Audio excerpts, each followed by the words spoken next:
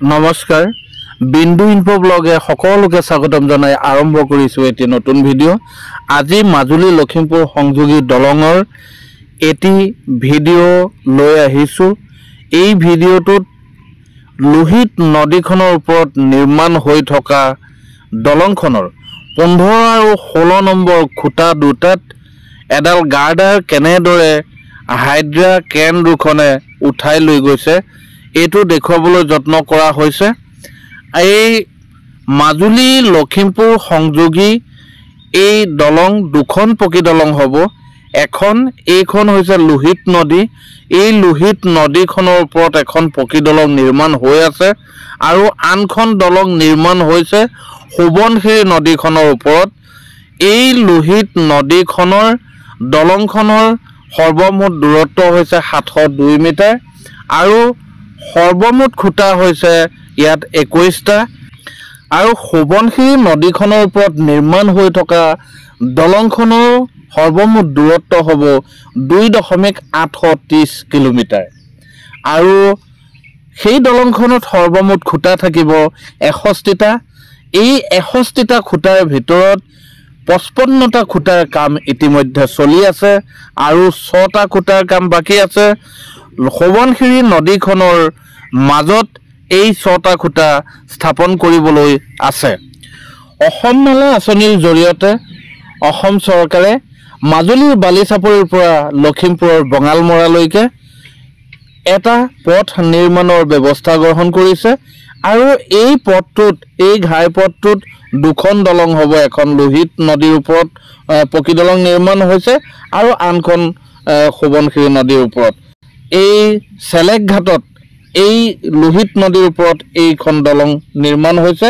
আৰু এই চেলেক ঘাটৰ এই দলংখন পাৰ হোৱাৰ পাছত লোহিত নদীৰ এই দলংখন পাৰ হোৱাৰ পাছতে কানিয়াজান এই কানিয়াজানত এটা ঘাইপথ হৈছে এই ঘাইপথটো ইতিমধ্যে নিৰ্মাণ কৰি থকা হৈছে আৰু এই কানিয়াজানৰ পাছতেই আছে সোৱণশিৰি নদীখন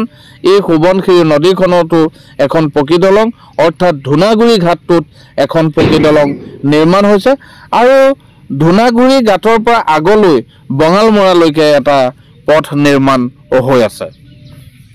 এই মাজুলী আৰু লখিমপুৰ সংযোগী এই দলংখন 2022 চনৰ 11 ডিচেম্বৰ তাৰিখে অসমৰ মাননীয় মুখ্যমন্ত্ৰী ডক্টৰ হিমন্ত বিশ্ব শৰ্মা ডাঙৰীয়াই এই দলংখনৰ 10 নম্বৰ খুঁটাটো ভূমি পূজনেৰে এই দলং নিৰ্মাণৰ কাম শুভাৰম্ভ কৰিছিল হাৰিয়ানাৰ SP সিংলা কনষ্ট্ৰাকচন প্ৰাইভেট লিমিটেডে এই দলং দুখন আৰু পথ নিৰ্মাণৰ দায়িত্ব লাভ কৰিছে এই দলংখনৰ জৰিয়তে মাজুলীবাসী আৰু লখিমপুৰবাসীৰ লগত পোনপটীয়া যোগাযোগ সাধন কৰিব বিচৰা হৈছে এই দলংখন হৈ উঠিলে মাজুলী আৰু লখিমপুৰবাসীৰ বাবে শিক্ষা স্বাস্থ্য পৰ্যটন বা আৰ্থ সামাজিক দিশটো উন্নতি হ'ব বুলি আশা কৰা হৈছে এই দলংখনৰ সমান্তৰালভাৱে মাজুলী যোৰহাট সংযোগী দলংখনো নিৰ্মাণ হৈ আছে এই মাজুলী যোৰহাট সংযোগী দলংখন 2021 চনৰ 29 নৱেম্বৰ তাৰিখে শুভাৰম্ভ কৰা হৈছিল এই দলংখন মাজুলী যোৰহাট দলংখন মাজুলীৰ নাওশালৰ পৰা যোৰহাটৰ হাতীশাললৈ নিৰ্মাণ কৰা হৈছে এই দলংখনৰ মুঠ খুঁটা হৈছে 71টা 1 নম্বৰৰ পৰা 22 নম্বৰলৈকে এই মাজুলী পাৰত আছে আৰু 23 নম্বৰৰ পৰা 32 নম্বৰলৈকে মহাবাহু ব্ৰহ্মপুত্ৰ 10টা খুঁটা মাজুলী যোৰহাট সংযোগী দলঙৰ 10টা খুঁটা মহাবাহু ব্ৰহ্মপুত্ৰত পৰিছে